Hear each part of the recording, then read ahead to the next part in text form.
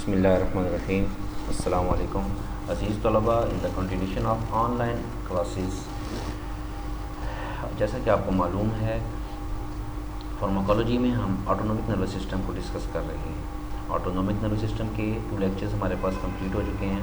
मैं आपको एडवाइस करूँगा अपने लेक्चर स्टार्ट होने से पहले कि आप लेक्चर्स को बखूबी तवज्जो के साथ सुने और जिस पॉइंट की आप लोगों को समझ नहीं आ रही वो मेरे साथ ज़रूर डिस्कस करें, क्योंकि आपके फ़ायदे के लिए इस टाइम को आप कीमती बनाएं। ठीक है, कोविड-19 में आप अपना टाइम कीमती बनाएं ऑनलाइन क्लास के आगाज़ से, क्योंकि आप लोगों की तरफ से कोई रिस्पॉन्स नहीं आ रहा, आप लोग इसमें क्वेश्चन नहीं हो रही, तो आप लोग ज़रूर इसको अपने लूप में लें। ठीक है, तो हमारे ऑटोनॉमिक नर्वस सिस्टम हमारे 2 लेक्चर्स हो चुके हैं। आज हम तीसरे लेक्चर पे जब बात करने जा रहे हैं तो prototype drugs of autonomic nervous system, autonomic nervous system की प्रोटोटाइप ड्रग्स पे बात करने जा रहे हैं।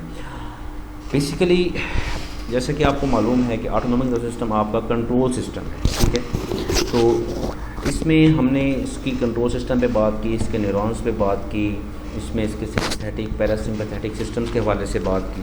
ठीक है, तो किस तरह ये आपकी बॉडी को कंट्रोल कर रहा है, किस तरह इसकी आपकी नर्व्स आपके दिमाग से आपके आर्गन्स की तरफ और आपके आर्गन से आपके दिमाग की तरफ पैगामात का ये सिलसिला और ये रिस्पॉन्सेज का ये सिलसिला कंटिन्यू किए हुए हैं। ठीक है, तो इसमें इसी के आगाज़ में हमने इसके इंट्रोडक्शन पे बातें की, इसके इफ़ेक्ट पे बात की। अब हम जा रहे हैं ड्रग्स की तरफ कि कौन सी ड्रग्स किस तरह इसमें इफ़ेक्ट कर रही हैं, कौन सी ड्रग्स का क्या रिस्पॉन्स है। तो इसमें आपकी स्लाइड में आपको नज़र आ रहा होगा prototype drugs of autonomic nervous system. A first or preliminary form of drug which other form of drug are developed or copied is called prototype drugs. के प्रीलिमिनरी ड्रग्स वो ड्रग प्रोटोटाइप ड्रग, ये main definitions आप इसको समझने की कोशिश करें। पहली ड्रग, शुरू वाली ड्रग जिससे दूसरी और दवाइयाँ डेवलप की जा सकती हैं, उसको प्रोटोटाइप ड्रग्स कहते हैं। A first or preliminary form of drug which other forms of drug are developed or copied is called prototype of drug. ठीक है, drug affecting the autonomic nervous system are divided into 2 groups. कि जो medicine autonomic nervous system को effect करती हैं उनको 2 हिस्सों में डिवाइड किया जाता है। ठीक है, एक उसमें कोलिनर्जिक ड्रग्स और पैरासिम्पैथेटिक ड्रग्स, जैसा कि हमने उसको 2 सिस्टम में डिवाइड किया। इस तरह एक कोलिनर्जिक ड्रग्स और पैरासिम्पैथेटिक ड्रग्स, दूसरी हैं एड्रीनर्जिक ड्रग्स और सिंपैथेटिक ड्रग्स, एड्रीनर्जिक ड्रग्स और सिंपैथेटिक ड्रग्स। तो इससे मतलब आपको एक चीज़ ये भी क्लियर हो रही है कि जैसा कि हमने इसके एफरेंट न्यूरॉन्स को 2 हिस्सों में डिवाइड किया था, सिंपैथेटिक और पैरासिम्पैथेटिक में, तो जो आपकी पैरासिम्पैथेटिक न्यूरॉन्स के रिलेटेड आपकी जो ड्रग्स आ रही हैं पैरासिम्पैथेटिक, उनको कोलिनर्जिक ड्रग्स का नाम दिया जा रहा है, और जो सिंपैथेटिक ड्रग्स हैं वो आपकी एड्रीनर्जिक ड्रग्स के हवाले से बात की जा रही है। सबसे पहले मतलब ये आपके लिए थोड़ा सा इसमें मैं अगर आपको बताऊँ कि थोड़ा इसमें ड्रग्स के नाम ज़्यादा हैं आप आज के लेक्चर में, तो आपका ये रटा सेशन इसको मैं मतलब आसानी होगी, क्योंकि इसमें भी हम मैकेनिज्म एक्शन की बात नहीं कर रहे अभी। फ़िलहाल हम आपको मतलब इस इंश्योर करवा रहे हैं कि कौन सी क्लास में कौन कौन सी ड्रग्स आ रही हैं। ठीक है, तो कोलिनर्जिक ड्रग्स और पैरासिम्पैथेटिक ड्रग्स आपने 2 हिस्सों में डिवाइड कर दिया ऑटोनॉमिक नर्वस सिस्टम की ड्रग्स को। सबसे पहला कोलिनर्जिक ड्रग्स और पैरासिम्पैथेटिक ड्रग्स। कोलिनर्जिक ड्रग्स और पैरासिम्पैथेटिक ड्रग्स फिर आगे डिवाइड हो रही हैं 2 क्लासेस में। ठीक है, कोलिनर्जिक एगोनिस्ट और पैरासिम्पैथेटोमिमेटिक, और कोलिनर्जिक ड्रग और एंटागोनिस्ट। ठीक है, और पैरासिम्पैथोलाइटिक ड्रग्स। ये जो पैरासिम्पैथेटोमिमेटिक और पैरासिम्पैथेटोलाइटिक हैं, तो ये मतलब आपने इन ड्रग्स के नाम को, क्लासेस को इस हवाले से भी एलेबोरेट करना है। आपका 4 मार्क्स का 5 मार्क्स का जस्ट ये क्वेश्चन आ सकता है, write the name of cholinergic agonists, write the name of parasympathomimetic drugs. ठीक है, just write the name of parasympatholytic drugs.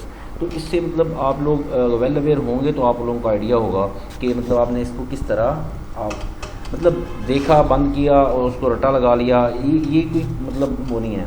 आप इसको समझ के पढ़ने की कोशिश करेंगे कि मैं कौन सी क्लास कर रहा हूँ और कौन सी क्लास में कौन कौन सी आप केमिकल्स को डिस्कस कर रहे हैं। देख, अगर मैं थोड़ा सा पीछे ले जाऊँ, कोलिनर्जिक ड्रग्स और पैरासिम्पैथेटिक ड्रग्स, अभी हम कोलिनर्जिक ड्रग्स और पैरासिम्पैथेटिक ड्रग्स की बात कर रहे हैं। कोलिनर्जिक ड्रग आगे डिवाइड हो रही है कोलिनर्जिक एगोनिस्ट और पैरासिम्पैथेटोमिमेटिक में। इसमें फर्स्ट ऑफ ऑल डायरेक्ट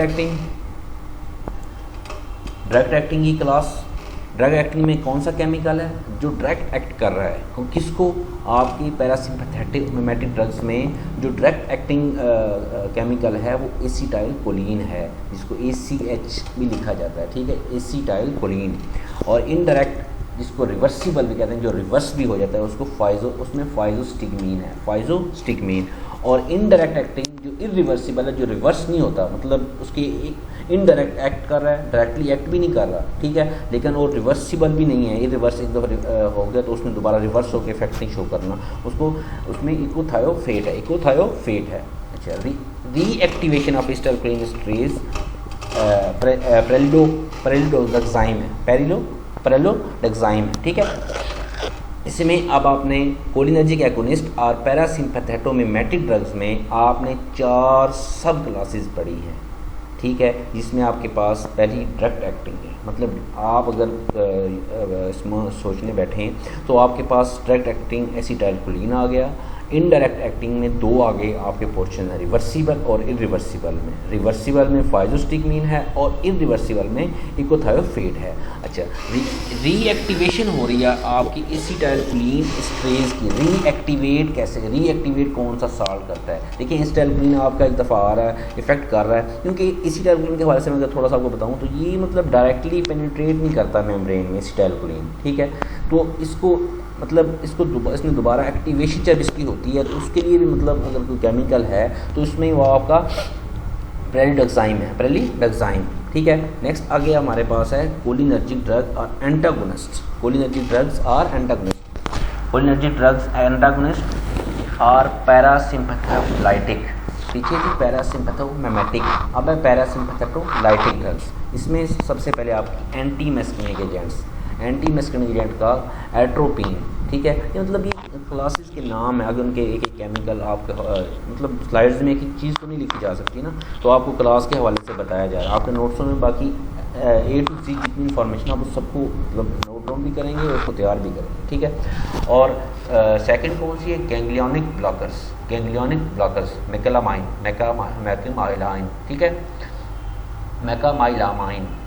और थर्ड कौन सी है, न्यूरोमस्कुलर ब्लॉकर, सक्सिनाइल कोलिन और ट्यूबोक्लोराइन, ठीक है। और इसमें अब आपने इस वक्त तक कोलिनर्जिक एगोनिस्ट और कोलिनर्जिक एंटागोनिस्ट पढ़े। कोलिनर्जिक एगोनिस्ट में हमने आगे 4 क्लासेस पढ़ी, ठीक है, जिसमें आपके पास acetylcholine direct acting, indirect acting में फाइजोस्टिगमीन, इनडायरेक्ट एक्टिंग रिवर्सिबल में फाइजोस्टिगमीन और इनडायरेक्ट एक्टिंग इरिवर्सिबल में इकोथायोफेट आ गया, ठीक है। रीएक्टिवेशन ऑफ एसिटाइलकोलिन एस्ट्रेज में आपका पैरालिडोक्साइम आ गया, ठीक है। और इसी तरह आपके एंटागोनिस्ट के वाले से जब आप बात करते हैं कोलिनर्जिक ड्रग्स एंटागोनिस्ट में, उसमें आपका एक एंटी मेस्किनिक एजेंट है जिसको एट्रोपिन कहते हैं, ठीक है। सेकेंडली गैंग्लियोनिक ब्लॉकर्स है जिसको मेकामाइलामाइन, ठीक है। और थर्ड वन न्यूरोमस्कुलर ब्लॉकर्स हैं, सक्सिनाइलकोलिन और ट्यूबोक्लोराइन, ठीक है।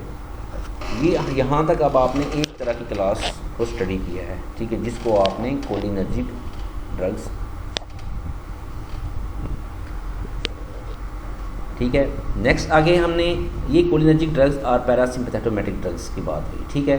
नेक्स्ट आगे हम जा रहे हैं एड्रीनर्जिक ड्रग्स और सिंपैथेटिक ड्रग्स। वो आपकी पैरासिम्पैथेटिक सिस्टम की ड्रग्स थी, ये आपकी सिंपैथेटिक ड्रग्स, एड्रीनर्जिक ड्रग्स। इसी तरह ये आगे आप अपने 2 हिस्सों में डिवाइड हो रही हैं पैरासिम्पैथेटिक ड्रग्स भी। इसमें फर्स्ट ऑफ ऑल जो आपके पास है एड्रीनर्जिक एगोनिस्ट, एड्रीनर्जिक एगोनिस्ट और सिंपैथोमिमेटिक्स, एड्रीनर्जिक एगोनिस्ट और सिंपैथोमिमेटिक्स।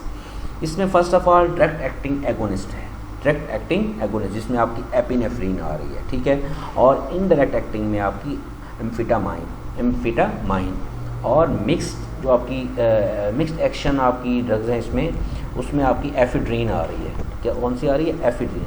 उसमें फर्स्ट ऑफ ऑल आपकी एपिनेफ्रिन आ रही है और सेकेंडली आपकी एम्फेटामिन आ रही है और थर्ड वन आपकी एफिड्रीन आ रही है, ठीक है। तो आप एड्रेनर्जिक एगोनिस्ट की जब बात करते हैं सिंपैथेटिक ड्रग्स के बाद, उसमें भी आपने 3 क्लासेस पढ़ी हैं, ठीक है। First of all direct acting epinephrine, secondly indirect acting amphetamine. और थर्ड वन कौन सी है आपकी, एफिड्रीन, जो मिक्स्ड एक्शन है एगोनिस्ट का, डायरेक्ट भी है और इनडायरेक्ट भी है। देखें अब आप इसमें डिवीजन में जब बात कर रहे हैं तो इसको आप अंडरस्टैंडिंग इसके आप होना बहुत ज़रूरी है कि हम जब दो क्लासेस हैं कोलिनर्जिक और एड्रीनर्जिक, उसमें हम उन केमिकल्स को पढ़ रहे हैं जो डायरेक्ट एक्ट भी कर रहे हैं, इनडायरेक्ट एक्ट भी कर रहे हैं। जैसे एसिटाइलकोलिन है वो डायरेक्ट एक्ट कर रहा है, फाइलोस्टिग्मीन इनडायरेक्ट एक्ट कर रहा है लेकिन वो रिवर्सिबल है, ठीक है, फाइलोस्टिग्मीन इरिवर्सिबल है, रिवर्सिबल एक्शन में आ रहा है, ठीक है। अच्छा, यहाँ तक हमने एड्रीनर्जिक ड्रग्स की एक एगोनिस्ट जो क्लास है उसको स्टडी किया है। नेक्स्ट हमारे पास है एड्रीनर्जिक एंटागोनिस्ट।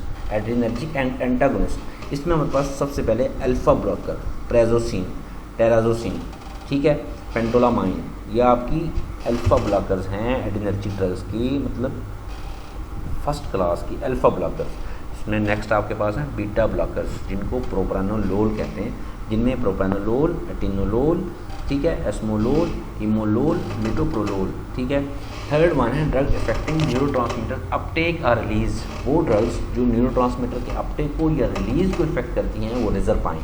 रिजरपाइन आपकी कौन सी ड्रग्स हैं, रिजरपाइन जो आपकी ड्रग्स हैं वो इसकी इफेक्ट को करती हैं, न्यूरोट्रांसमीटर के अपटेक को या रिलीज को जो इफेक्ट करती हैं वो आपकी कौन सी है, रिजरपाइन।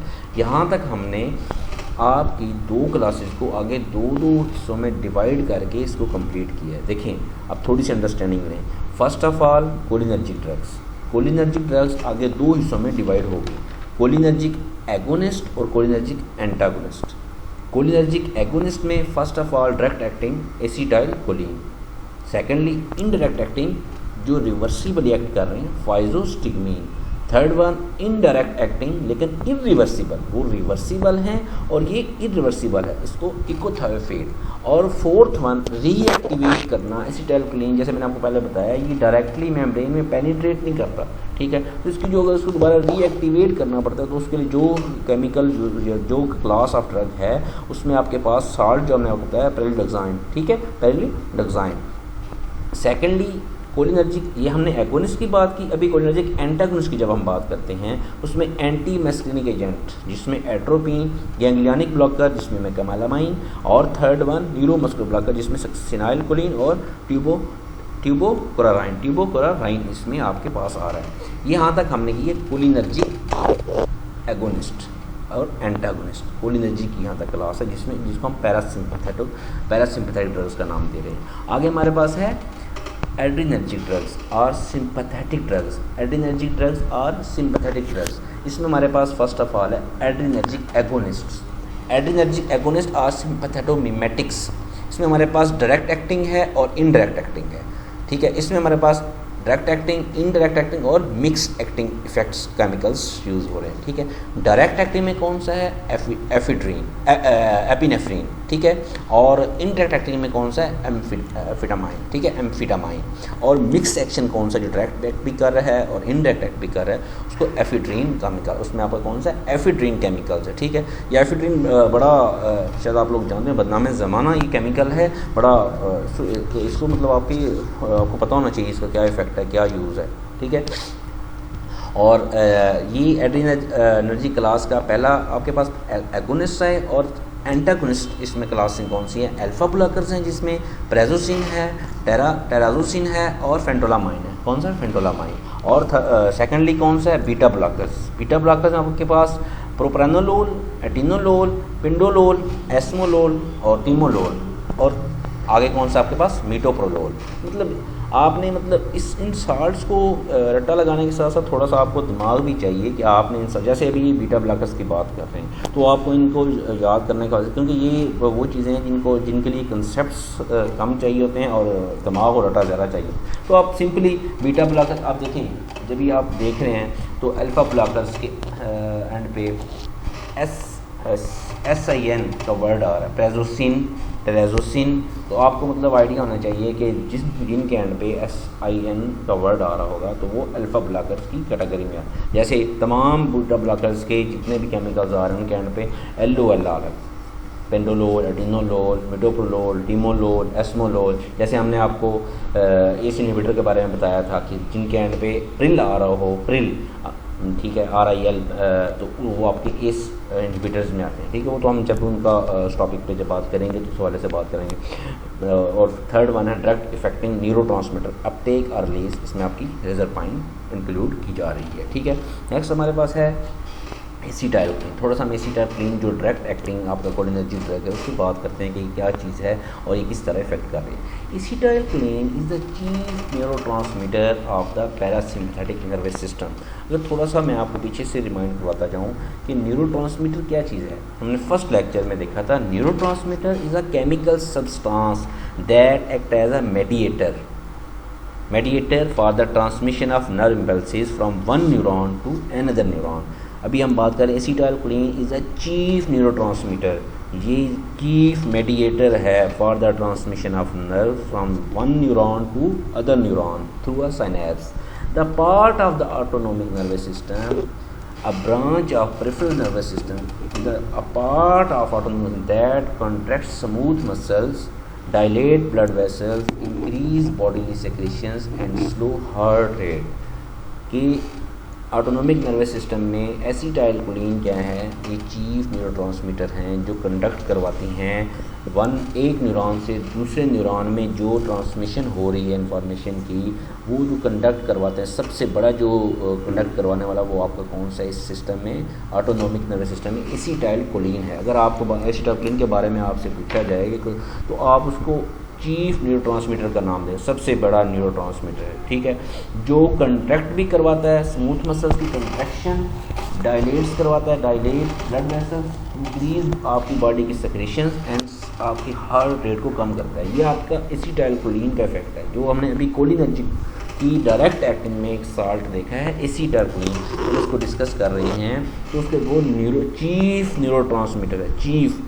अब आपको मतलब आपकी अंडरस्टैंडिंग आपके लेवल तक आपको पता होना चाहिए न्यूरोट्रांसमीटर क्या चीज़ है। हमने फर्स्ट लेक्चर में आपको बताया था ये ऐसा सब्सटेंस है, केमिकल सब्सटेंस है जो एक्ट करता है as a mediator for the transmission of nerve impulses from one neuron to other neurons, ठीक है। अब न्यूरॉन्स में आपने देखा है कि किस तरह हमने उनको डिवाइड किया, तो ये किस तरह इनकी इन्फॉर्मेशन सब कुछ है जो प्रोसेस आपका करवा रहा है। अब देख सकते हैं ऑटोनोमिक नर्वस सिस्टम का जो मेन हो रहा है, मेन जो केमिकल है वो एसिटाइलकोलिन है, ठीक है। नेक्स्ट आपने भी देख रहे हैं वो स्मूथ मसल्स की कंट्रैक्शन, आपके ब्लड वेसल्स की डायलेशन, आपकी बॉडी की सेक्रेशन और आपके जो हार्ट रेट को स्लो करना है वो आपकी एसिटाइलकोलिन की मरहून मिन्नत है, ठीक है। ये मतलब एक चार्ट के हवाले से थोड़ा सा पैरासिम्पथेटिक और सिंपथेटिक नर्वस सिस्टम को एलेबोरेट करने की कोशिश की गई है। इसमें आप देख रहे हैं कि अगर आप अपने लेफ़्ट साइड से राइट साइड की तरफ इसको स्टडी करने की कोशिश करें। अब सबसे पहले आप इस अपने जो आपके एंड पे ये ब्लू टेबल है इसमें आप देखें ACH से किसको एलेबोरेट किया, क्योंकि ये आप जब इसको देखेंगे तो आपको आइडिया होगा ACH से मुराद एसिटाइलकोलिन है। आप इस चार्ट में जब ई का वर्ड देखेंगे तो आपको पता है ये एपिनेफ्रीन को ई कहा गया है, ठीक है। और जब NE नॉर एपिनेफ्रीन NE उस एब्रीवेशन के लिए यूज़ किया गया।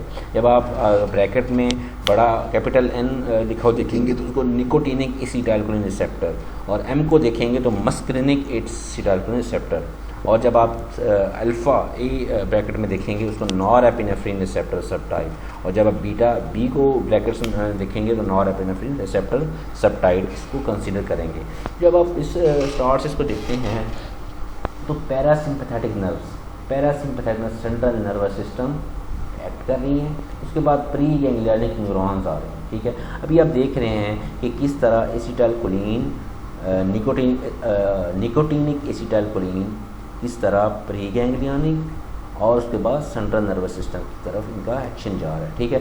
सबसे ऊपर देखें ना टारगेट आर्गन है, कोई ये टारगेट आर्गन है, कोई किसी आर्गन का टारगेट है, उसके बाद उसमें आपका मस्करिनिक एसिटाइलकोलिन रिसेप्टर ऐड हो रहा है, मस्करिनिक से निकोटिनिक ऐड हो रहा है, निकोटिन से आप पेरी गैंग्लियनिक न्यूरॉन और उससे आपका सेंट्रल नर्वस सिस्टम की तरफ जा रहा है। इस तरह आप अगर सेकेंडली इसको देख रहे हैं तो मतलब इसके इफेक्ट में आप देख सकते हैं किस आपने जब हमने सेकंड लेक्चर में बात की थी पोस्ट गैंग्लियनिक और प्री गैंग्लियन न्यूरॉन्स की, गैंग्लियन हमने आपको बताया था सेल बॉडीज़ हैं आपकी, ठीक है। तो किस तरह ये साइनैप्स लेफ्ट बन रहा है और किस तरह ये प्री गैंग्लियनिक और सेंट्रल नर्वस सिस्टम से ये आपका एसिटाइलकोलिन इफेक्ट कर रहा है। अच्छा, इस तरह सिंपैथेटिक नर्व, ये पैरासिम्पैथेटिक नर्व्स की बात है। सिंपैथेटिक नर्व्स की जब हम बात करते हैं तो सबसे पहले इसमें आपके प्री गैंग्लियनिक न्यूरॉन्स, ठीक है, एसिटाइलकोलिन निकोटिनिक एसिटाइलकोलिन को इफेक्ट करते हैं, ठीक है। उसके बाद आपके पोस्ट गैंग्लियनिक न्यूरॉन्स जो हैं वो आपके नॉरएपिनेफ्रिन रिसेप्टर सब टाइप और नॉरएपिनेफ्रिन ए और नॉरएपिनेफ्रिन बी रिसेप्टर टाइप इस तरह टारगेट आर्गन की तरफ इफेक्ट करवा रहे हैं आपके इससे एसिटाइलकोलिन से, ठीक है। इसी तरह आपकी सिंपैथेटिक नर्व में जब आपके एड्रिनल ग्लैंड्स हैं, ठीक है, एड्रिनल ग्लैंड्स आपके एसिटाइलकोलिन को आपकी एपिनेफ्रिन और आपकी नॉरएपिनेफ्रिन रिसेप्टर सब टाइप ए एंड बी के साथ सिस्टमेटिक रिलीज़ करवा रहे हैं इसको, ठीक है। क्योंकि हमने एसिटाइलकोलिन के बारे में मैंने आपको शुरू में बताया कि एसिटाइलकोलिन बेसिकली एक क्वाटरनरी अमोनियम कंपाउंड है, ठीक है, जो मतलब बाइंड कर रहा है फॉस्फेट लिपिड के साथ, ये बाइंड करता है फॉस्फेट के साथ, ठीक है। और ये पेनिट्रेट नहीं कर सकता किसी मेम्ब्रेन में, ठीक है, ये किसी मेम्ब्रेन में वो नहीं कर सकता, बाइंड नहीं कर सकता। ये बेसिकली जो है मतलब जैसे मैंने बात की ये एक न्यूरोट्रांसमीटर है parasympathetic and somatic nerve cells का, ठीक है, एज वेल एज आपके ऑटोनोमिक गैंग्लिया का, ठीक है। ये रैपिडली इनएक्टिवेट हो जाता है आपके जो एसिटाइलकोलिन है, ये एसिटाइलकोलिनेस्ट्रेज से रैपिडली इनएक्टिवेट हो जाता है और इसका जो ड्यूरेशन ऑफ एक्शन है आपके एसिटाइलकोलिन का बहुत स्मॉल है, फ्यू मिली सेकेंड्स है, ठीक है। इसीलिए ये मतलब आपकी थेराप्यूटिक्स में इसका ज़्यादा इस्तेमाल नहीं किया जा रहा। ये जो आपके एसिटाइलकोलिन के हवाले से बात है, ये वो देखें, आप देख रहे हैं निकोटिनिक और मस्कुलिनिक दोनों के इसमें इफेक्ट शो किया जा रहा है। तो आपका जो एसिटाइलकोलिन है ये बोथ एज अ निकोटिनिक और as well as muscarinic receptor act कर रहा है आपका ये जो एसिटाइलकोलिन है, ठीक है। तो ये मतलब कल हम इसके हवाले से एसिटाइलकोलिन के नेक्स्ट एक्शंस के हवाले से बात करेंगे कि आपके हार्ट रेट पे, आपकी ब्लड वेसल्स पे, आपके अदर एक्शंस जो आपकी बॉडी के हैं किस तरह इफेक्ट करते हैं और किस तरह ये आपकी बॉडी के सिस्टम्स को प्रमोट कर रहा होता है, ठीक है। ये बात मतलब एसिटाइलकोलिन के हवाले से यहाँ तक आपको क्लियर होनी चाहिए। इसका ड्यूरेशन ऑफ एक्शन बहुत स्मॉल है, आपके एसिटाइलकोलिन का ड्यूरेशन ऑफ एक्शन बहुत स्मॉल है, ठीक है। और ये आपकी मेम्ब्रेन से डायरेक्टली पेनिट्रेट नहीं कर सकता, डायरेक्टली मेम्ब्रेन, और ये इनएक्टिवेट हो जाता है एसिटाइलकोलिनेस्ट्रेज से। ये आप एसिटाइलकोलिन है, ये एसिटाइलकोलिनेस्ट्रेज के साथ से इनएक्टिवेट हो जाती है। मतलब ये इन्फॉर्मेशन एसिटाइलकोलिन के हवाले से आपके जहन में होनी चाहिए। ऑब्जेक्टिव हवाले से आप एक बार आपसे ऑब्जेक्टिव पॉइंट ऑफ व्यू से इस पर आपसे आस्क किया जा सकता है, मतलब ऑब्जेक्टिव में पूछा जा सकता है कि कौन इसके ड्यूरेशन ऑफ एक्शन के हवाले से या मतलब इसके इनएक्टिवेशन किस इनएक्टिवेट किया जाता है, ठीक है। और बाकी जो मेन चीज़ के बारे में आपके ज़हन नशीन करें कि ये बहुत nicotinic as well as muscarinic receptor act कर रहा है, ठीक है। बच्चे आप लोग इसको तवज्जो से सुनें, अगर कहीं आपको कन्फ्यूजन है तो आप लोग उसको नोट डाउन करके ज़रूर इसका फीडबैक दें, ठीक है, ताकि आपको मतलब आप इससे फ़ायदा उठा सकें। नेक्स्ट टाइम इंशाल्लाह बाकी इसकी जो एंटागोनिस्ट क्लास है उसको और इसके मैकेनिज्म एक्शन के हवाले से कल बात करेंगे। तो कोशिश करें आप लोग इस चीज़ को ऑलरेडी स्टडी करके बैठें। आज थोड़ा सा हमारा केमिकल्स के हवाले से था तो इसमें आपका ज़्यादा पोर्शन समझने से ज़्यादा आपका इसको याद करने वाला है, ताकि ये क्लासेस में ड्रग्स की जो क्लासेस हैं आपको आपसे आस्क की जा सकती हैं एग्जामिनेशन पॉइंट ऑफ व्यू से, ठीक है। गुड लक बच्चों।